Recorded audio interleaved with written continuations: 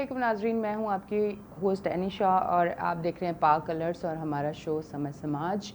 और आज के शो पे भी टॉपिक हमारा बहुत बेहतरीन है, पर उस टॉपिक से पहले मैं एक बात कहना चाहूँगी कि अभी शो से पहले भी हम यही बात कर रहे थे कि ऐसा लग रहा था कि अभी रमज़ान स्टार्ट हुए हैं और अब पता ही नहीं चला कि रमज़ान जो है वो इख्तिताम को जो है और वो ताक रातें हैं। मैं ऐसे सोच के ही एक दिल में ना वो हो गया कि रमज़ान जब आता है हम कितने खुश होते हैं, और फिर जिस तरह से हम लोग रमज़ान को सेलिब्रेट करते हैं, जिस तरह बच्चे बूढ़े बुज़ुर्ग, फिर मस्जिदों में जिस तरह से रौनकें लग जाती हैं और पता ही नहीं चला कि किस तरह से अब हम आखिरी अशरे में हैं।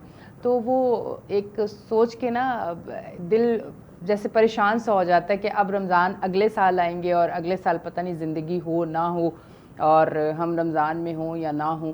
अच्छा, इसी के साथ साथ आज के टॉपिक पे भी मैं ज़रा बात करूँगी कि अमूमन हम लोग बात करते हैं, अमूमन लोग बैठे हुए होते हैं और वो ये कहते हैं कि जो नसीब में होगा वो मिल जाएगा, और फिर अमूमन उसमें कुछ लोग ऐसे भी होते हैं कि नसीब जो है वो दुआओं से बदल जाते हैं, और कुछ लोगों के नसीब ऐसे होते हैं कि वो जितनी दुआ अल्लाह से करेंगे उनको उतना मिलेगा। तो दुआ के हवाले से बहुत सारी चीज़ें होती हैं और अमूमन हम जब परेशान होते हैं तब भी अल्लाह से दुआ करते हैं, जब हम खुशी में होते हैं तब भी अल्लाह से दुआ करते हैं। और हमने सोचा कि क्यों ना रमज़ान में, क्योंकि रमज़ान में हमारी इबादत का सिलसिला बढ़ जाता है और उसके लिए ये होता है कि ख़वातीन भी कोशिश करते हैं कि किचन से भी टाइम बचा के, हालांकि आपको पता है कि रमज़ान में किचन का काम बहुत ज़्यादा होता है, मसरूफ़ियत ज़्यादा होती है, पर वो यही होता है कि रमज़ान में ज़्यादा से ज़्यादा इबादत कर लें। फिर हमने सोचा कि आज का जो टॉपिक होना चाहिए वो होना चाहिए कि रमज़ान में इबादत पे हम बात करेंगे कि रमज़ान में दुआ की जो कबूलियत होती है उस पर हम बात करते हैं। तो हमारा जो आज का टॉपिक है रमज़ान में दुआ की कबूलियत, हमारे साथ टेलीफोन लाइन पे मौजूद हैं मुफ्ती मोहिउद्दीन मंसूरी साहब। उनको मैं वेलकम करूंगी अपने शो पे। अस्सलाम वालेकुम। वालेकुम अस्सलाम व रहमतुल्लाहि व बरकातहू। मुफ्ती साहब, अमूमन जब हम लोग दुआ की बात करते हैं और हम लोग रमज़ान जब आते हैं तो तब हम बहुत ज़्यादा, हालांकि सारा साल नेक अमल करने चाहिए, पर रमज़ान में हमारी कोशिश होती है कि हम ज़्यादा नेक अमल करते हैं, हम लोगों को इफ्तार करवाते हैं, जो गरीब लोग हैं उनके घर राशन डलवाते हैं, कोशिश करते हैं कि लोगों के दिलों से हमारे लिए दुआ निकले, फिर अपने लिए हम खुद भी बहुत ज़्यादा दुआ करते हैं। तो रमज़ान के हवाले से दुआ की कबूलियत पे आज हमारा टॉपिक है, उस पर थोड़ा सा मैं आपसे जानना चाहूँगी कि रमज़ान में ज़्यादा से ज़्यादा लोग कोशिश करते हैं कि इबादत भी करें। बिस्मिल्लाहिर्रहमानिर्रहीम। जी बिल्कुल, रमज़ान मुबारक का महीना बरकतों वाला, रहमतों वाला और फिर मग़फ़िरत वाला, अज़ाब नारे जहन्नम से बचने की महीना है। और अल्लाह तबारक व तआला ने इस महीने को खास अपने नेक बंदों के लिए, जो बंदे अल्लाह तबारक व तआला की बंदगी करें, इस इंसान को अल्लाह ने बनाया है और कमजोर बनाया है, और इंसान की खता हो कि वो माफी मांगेगा, अपनी खता होगी माफी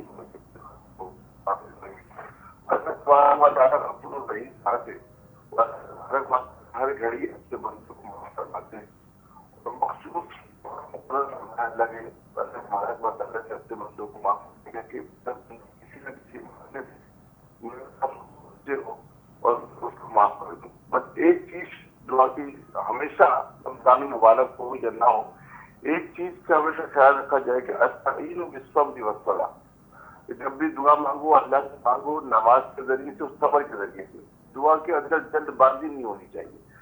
उम्मत मुस्लिमा के लिए अल्लाह तबारक व तआला जो भी दुआ करे, उम्मत मुस्लिमा बंदा, अल्लाह का बंदा कोई भी दुआ करे, अल्लाह तबारक व तआला देर सवेर उसको जरूर कबूल फरमाते हैं।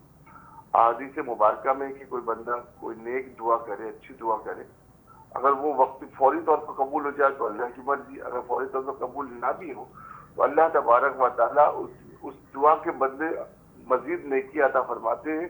और बाज़ किताबों में है कि रोज़े माशर में अल्लाह तबारक व तआला उसका बदला चुकाएंगे, उसको बदला बेहतरीन अजर देंगे।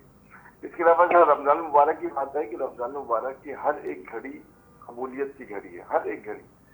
और जिसमें सहरी का वक्त हो या रात का पहर हो, रात की आखिरी घड़ी हो, तहज्जुद का वक्त हो, तरावी का वक्त हो, किसी भी फर्ज नमाज के बाद का वक्त हो, सुन्नत के बाद का वक्त हो, खास करके इफ्तार सामने रखकर जब इंसान अपनी बेबसी का इजहार करे कि अल्लाह तूने मुझे तमाम तर कुव्वतें अता फरमाई है, मगर मैं तेरी बंदगी की वजह से हुक्म की वजह से अपने तमाम कुव्वतों के बावजूद इस अनाज के एक कतरे को, एक लुकमे को लेने को तैयार नहीं जब तक कि तेरे हुक्म ना आ जाए।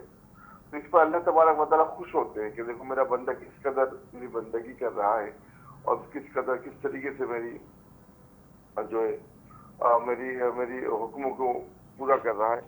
तो ये अम्मी आयशा ताहिरा मुताहिरा रज़ियल्लाहु ताला अन्हा फरमाती है कि रसूलुल्लाह सल्लल्लाहु ताला अलैहि वसल्लम की आदत मुबारक थी कि वैसे तो पूरा का साल रातों को क़याम फरमाया करते थे, मगर रमजान मुबारक में आपका क़याम और आपकी इबादत बढ़ जाया करता था और आप खुसूसी तौर पर ज्यादा क़याम भी फरमाते थे, कुरान भी पढ़ा करते थे और आप अलैहिस्सलाम रात को उठकर इबादत भी किया करते थे, खूब दुआओं का एहतमाम फरमाया करते और खुद भी जागते थे। अपनी आयशा सिद्दीक़ा ताहिरा मुताहिरा रज़ियल्लाहु अन्हा फरमाती है कि अल्लाह के रसूल खुद भी जागते थे और हमें भी जगाते थे। तो हमने आप अलैहिस्सलाम से पूछा कि रमजान आए तो हम क्या दुआ करें?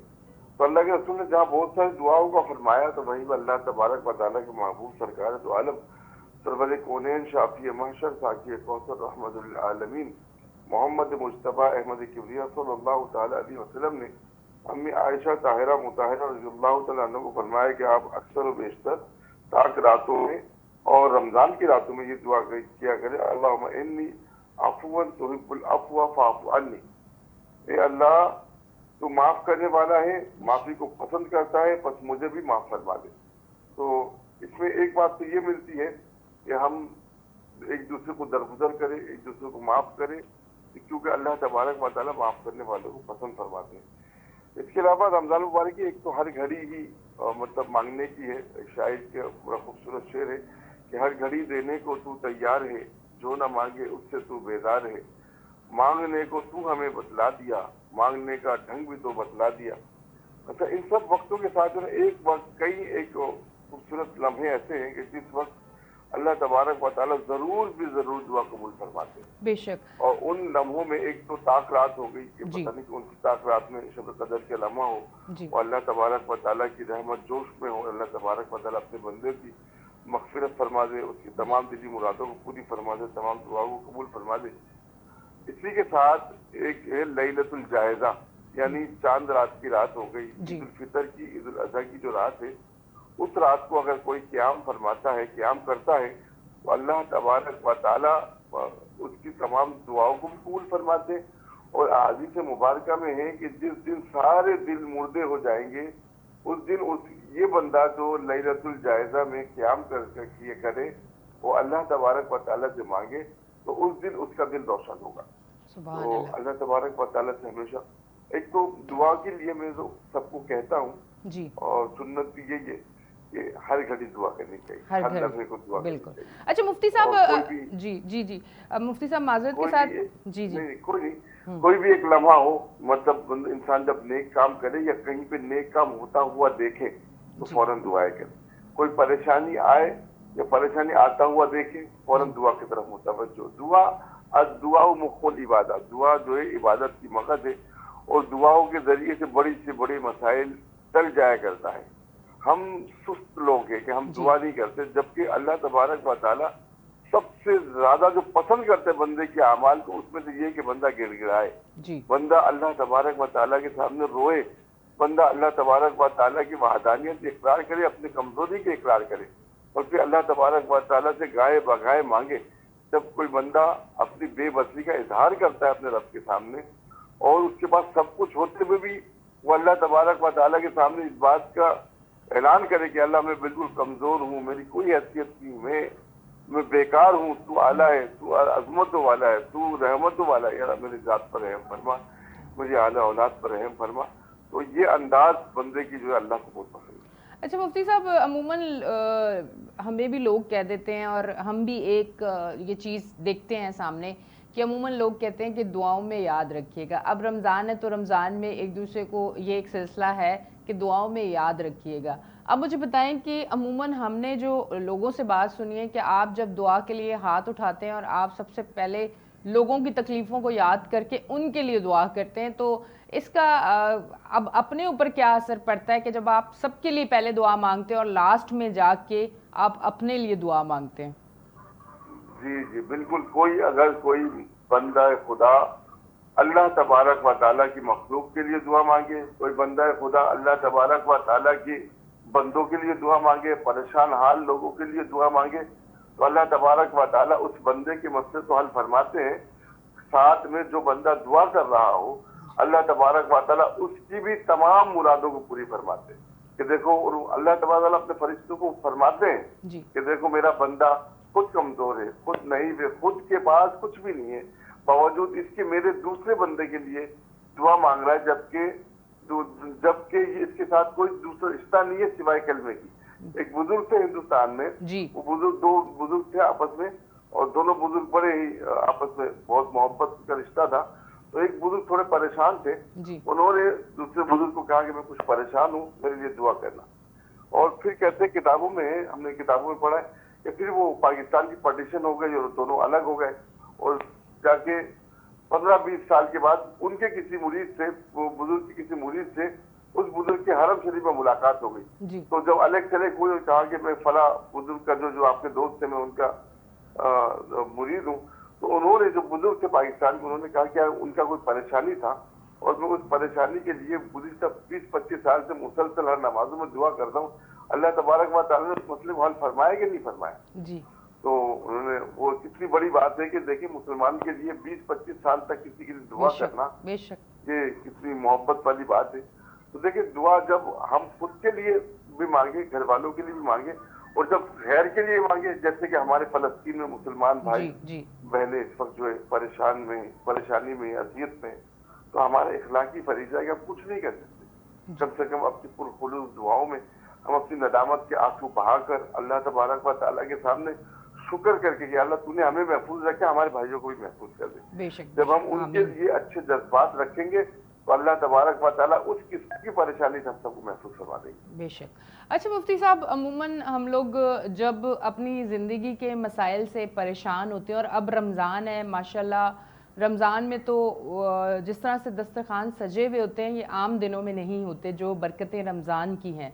पर इस टाइम जिस तरह से हम लोगों को परेशान देख रहे हैं, महंगाई की वजह से, बेरोज़गारी की वजह से, मैंने अमूमन लोगों को देखा है परेशान, पर उनमें चंद लोगों को ये देखा है कि लोग अल्लाह के साथ जब वो नमाज़ पढ़ते हैं और उसके बाद दुआ के लिए हाथ उठाते हैं, तो वो अल्लाह के सामने अपने दिल की बातें करते हैं, और उसके साथ साथ जिन लोगों ने उनका दिल दुखाया होता है, या जो लोग दे सकते हैं, रिश्तेदार, आपके करीबी लोग, वो नहीं देते। ये सिलसिला कैसा सिलसिला है कि आप दुनिया से ना गिला कर रहे हैं, ना दुनिया से शिकायत कर रहे हैं, आप उनकी शिकायत अल्लाह के आगे जब हाथ उठाते हैं तो उनकी शिकायत आप अल्लाह से कर रहे होते हैं, और आप ऐसे ही समझ रहे होते हैं कि अल्लाह आपकी हर एक बात सुन रहा है, और आप सारे गिले, जिस तरह एक बच्चा अपनी माँ को सारा दिन की बातें, और उसमें जिन लोगों ने उसे परेशान किया होता है या जिन लोगों ने उसे तकलीफ़ दी होती है, वो अपनी माँ के सामने वो बच्चा बात कर रहा होता है, इस तरह काफ़ी लोग ऐसे मैंने देखे हैं, उसमें मैं भी शामिल हूँ, कि जब कोई चीज़ आती है, कोई मुश्किल आती है, कोई परेशानी आती है, या खुशी भी, जैसे कल एक बहुत बड़ा मेरे लिए खुशी का एक लम्हा था जिसमें मैंने घर आके अल्लाह का बहुत शुक्र अदा किया, और मैं इतनी खुश थी शुक्र अदा करते टाइम कि मेरे चेहरे से मुस्कुराहट ही नहीं ख़त्म हो रही थी, कि मुझे ऐसा लग रहा था, क्योंकि माँ तो मेरी ज़िंदा नहीं है, अगर वो ज़िंदा होती तो मैं उनको भी गले लगाती, और मैंने अल्लाह का इतना शुक्र अदा किया। तो मुझे ये बताएं कि जिस तरह से हम दुआओं में अल्लाह के सामने लोगों के लहजे, लोगों के रवैये रखते हैं, उस हवाले से थोड़ा सा मुझे बताइएगा। देखिए, ये बड़ी खूबसूरत कैफियत है जो बंदे और अल्लाह से खालिक के दरमियान जो एक रिश्ता कायम होता है, प्यार का, मोहब्बत का, चाहत का, बंदगी का, ये बहुत अजीम रिश्ता है। और फिर ये जो कैफियत, जिस कैफियत की आप बात कर रहे हैं ना, ये कैफियत बहुत वक्त के बाद अल्लाह तबारक व तआला अता फरमाते हैं। बाज़ लोगों को आप देखेंगे तो घंटों घंटों इबादत करते हैं, घंटों घंटों दुआओं में सर्व करते, दुआएं करते, बार बार दुआ करते, बार बार दुआ करते, बार बार दुआ करते। तो ये एक बहुत बड़ी एक कैफियत है जिसको अल्लाह तबारक व तआला जिसको अता फरमा दे। और ये मतलब यूँ समझे कि आपकी इबादत की मगज यही है, नहीं समझे कि आप अगर किसी को अल्लाह ये कैफियत अता फरमा दे, समझे कि वो कबूलियत से करीब करेगा। अल्लाह तबारक व तआला उसके दुआओं को कबूल फरमा रहे, उसके अमाल को कबूल फरमा रहे, उसने बैठने को कबूल फरमा रहे। और यही कैफियत जो ना अल्लाह के रसूल की भी थी, और सहाबा इकराम जब दुआ मांगते थे कि मतलब ये सोचकर मांगते कि अल्लाह मेरे सामने है और मैं जो कह रहा हूँ अल्लाह सुन रहे हैं और अल्लाह तबारक व तआला ही मेरा पालनहार है, अल्लाह तबारक व तआला देने वाले। अल्लाह से सहाबा इकराम रज़ी अल्लाह तआला अन्हु की आदत मुबारक तो ऐसी थी कि वो जूते का तस्मा भी टूट जाया करते थे तो वो मखलूक से नहीं बल्कि अल्लाह से मांगा करते थे। क्या बात है, सुभान अल्लाह। तो ये कैफियत अगर किसी को अता हो जाए तो समझे कि आप कमाल का, आपकी जिंदगी में तमाम तर परेशानियां खत्म हो गई, दूर हो गई। अल्लाह तबारक व तआला ने आपसे तमाम परेशानियों को खलास कर दिया, खत्म कर दिया। बेशक। अच्छा मुफ्ती साहब, एक इस हवाले से भी ज़रूर मैं सवाल करना चाहूँगी और मैं चाहती हूँ कि इसका जवाब जब आप दें तो मैं अपने फैमिली में भी करीबी लोगों को भी सुनाना चाहूँगी और हो सकता है कि कुछ घरों में इस तरह की चीज़ हो और हो सकता है कि आपके जवाब के बाद बहुत सारी चीज़ें बेहतर हो जाए। अमूमन ऐसा होता है कि घर में हम तो मुसलमान हैं और हम पे फ़र्ज़ है नमाज और हमें पढ़नी चाहिए नमाज, पर घर में चंद एक दो लोग होते हैं जो रोज़ा तो रख लेते हैं पर नमाज नहीं पढ़ते। फिर वो अल्लाह से बग़ैर नमाज पढ़े सिर्फ रोज़ा रख के रमज़ान में कि दुआ कबूल होती है और वो दुआ मांग रहे होते हैं, उस हवाले से थोड़ा सा मुझे बताइएगा। नहीं नहीं नहीं, देखिए बात कहूँ, ये बात अपने जहन पे हो कि मुसलमान होने के लिए सबसे बड़ी जो अलामत है कि मुसलमान और काफिर के दरमियान फर्क करने वाली चीज नमाज जी। आप अल्लाह तबारक व तआला की वहदानियत का जो इकरार करते हैं, उनकी अजमतों का जो इकरार करते हैं, उसकी सबसे बड़ी दलील ये है कि आप उनकी बंदगी पर पूरा उतरे। नमाज सबसे पहले तो दुआ कबूल होने की शराइत में शामिल है कि बंदा नमाजी हो जी। और दूसरी बात ये है कि नमाजी के साथ साथ जो है वो हराम से बचने वाला हो।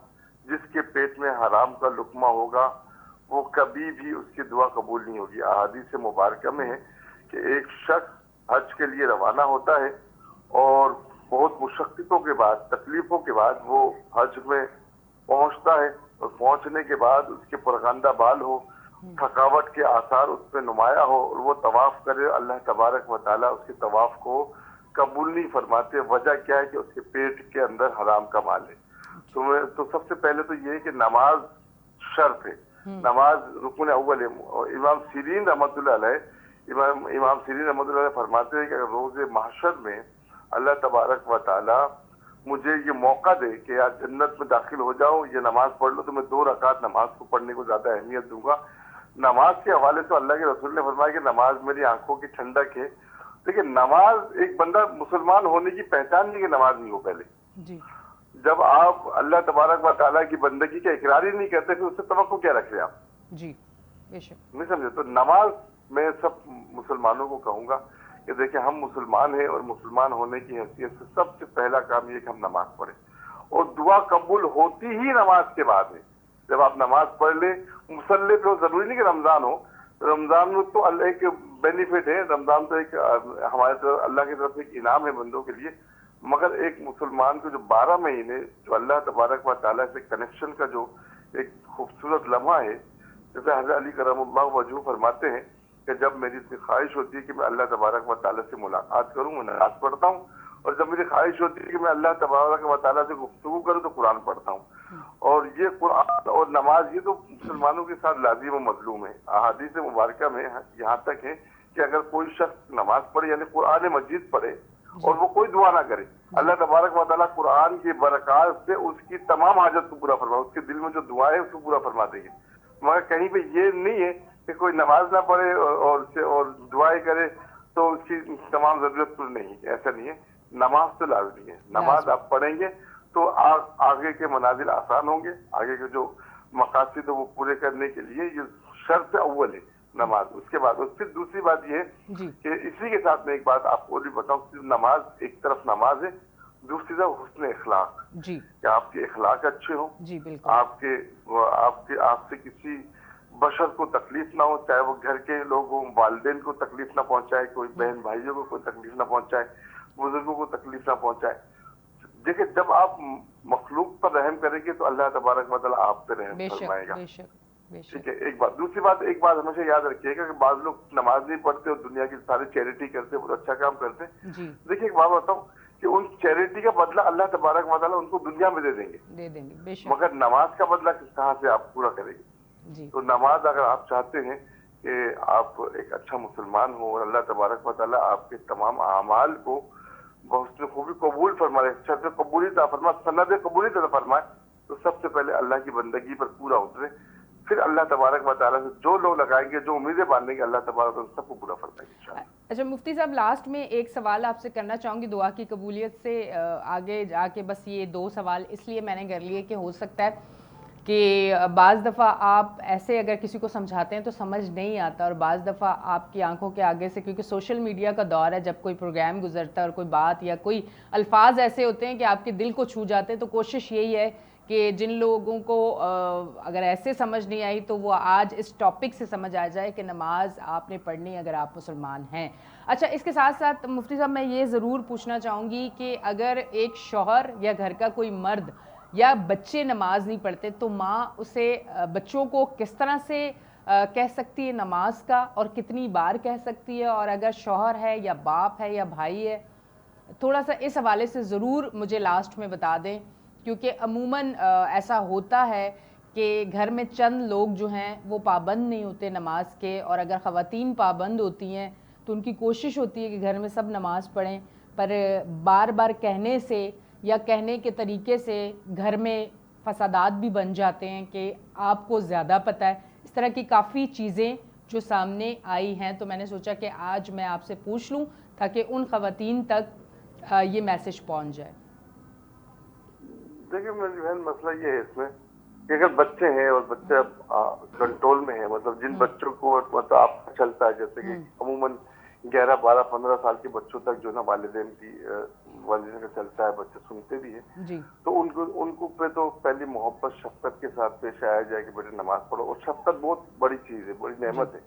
अगर थोड़ी सी शफकत से अगर नहीं आते तो फिर जो है उन पर थोड़ी सी सख्ती की जाए, डांट डपट की जाए, थोड़ा सा जो है उस पर उनको मार भी दिया जाए नमाज के लिए, तो कोई उसमें कबाहत नहीं है। अब रही बड़ों की बात, जी। तो बड़े अगर एक तो इस्लाह का पहलू जारी रहना चाहिए कि आप उनको इतना ना चिड़ ना बना दें, उनको कहीं अच्छे अच्छे मौकों पे नमाज की तरफ तरगीब दें।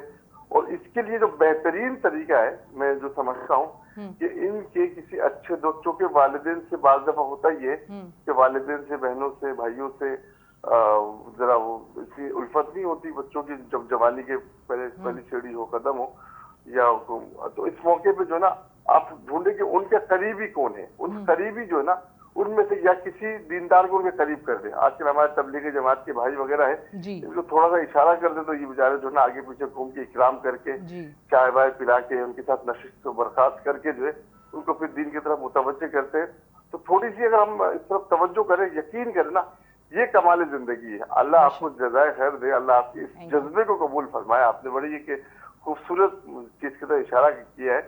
अमूमन लोग तो इस तरफ मुतवज्जे भी नहीं है। ये बहुत एक अच्छी बात है कि फिक्र होनी चाहिए। जब हम फिक्र करेंगे, दुआ करेंगे और थोड़ी बहुत हिकमत, अपने हिकमत से जो है अपने साथियों को, अपने रिश्तेदारों को या किसी के जरिए से जो दावत के पैगाम को रखेंगे, तो इंशाअल्लाह इस दुआ की बरकत से, एक तो मैं बात बताऊं कि अबू हुरैरा रज़ियल्लाहु ताला कितने बड़े सहाबी रसूल थे, कितने बड़े।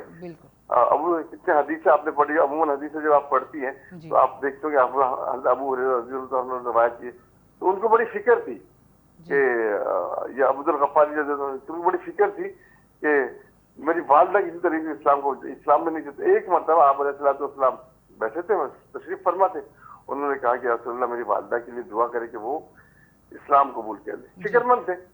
और जब अल्लाह के रसूल हाथ उठाया तो उन्होंने आमीन कहे बगैर दौड़ लगा दी। तो किसी ने पूछा कि इतने तेज क्यों दौड़ रहे हो? बोला मैं देख रहा हूँ कि मुझे पहले पहुंचता हूँ अपनी माँ की दहलीज में या मुस्तफा की दुआ पहुंचती है। तो जब दरवाजे में दस्तक दी तो उनकी वालदा मोहतरमा बाहर निकली और कहा कि पहले घर पे बाद में दाखिल होंगे, पहले जो आका दो जहां सरकार दो आलम सल्लल्लाहु अलैहि वसल्लम के कदमों पे हाजिर होंगे और फिर पहले दो कलमा पढ़ेंगे, फिर घर पे आएंगे।